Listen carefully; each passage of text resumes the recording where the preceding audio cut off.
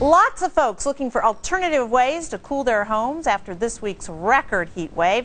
And looks like they won't be using the White House's green home loans to pay for it. They just hit their own power failure. Mortgage giants Fannie Mae and Freddie Mac saying the loans are too risky.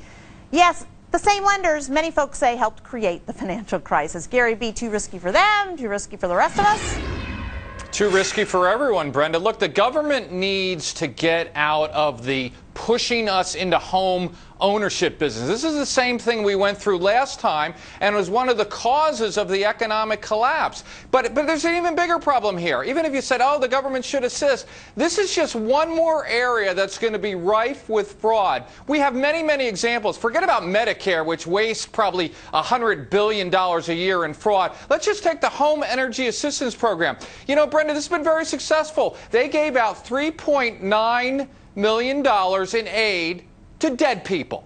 They gave out $671,000 fraudulently to government employees. U.S. postal employees have been involved in this. You get a government cache of money here, a slush fund, if you will, with the typical lousy government oversight. It is going to be wasted, and it is going to be harmful, and the government needs to get out of this. Fannie and Freddie are right. What do you think, Julian?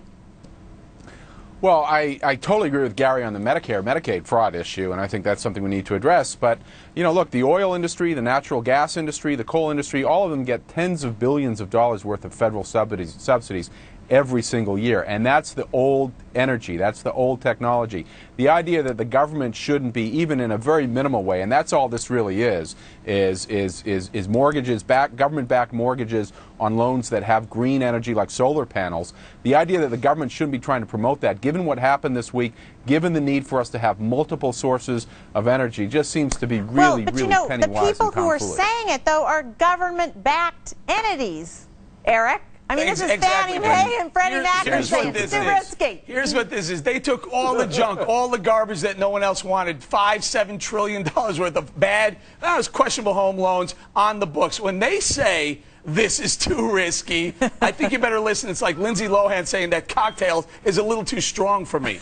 Todd, hey, that's pretty good working Lindsay in here. Okay, Todd, what do you say?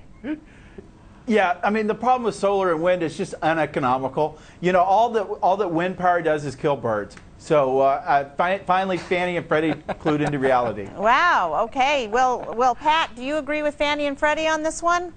Too risky, those green loans?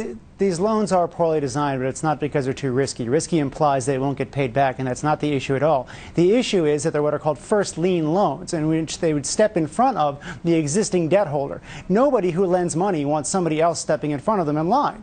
That's the problem. It has nothing to do with risk or not getting repaid.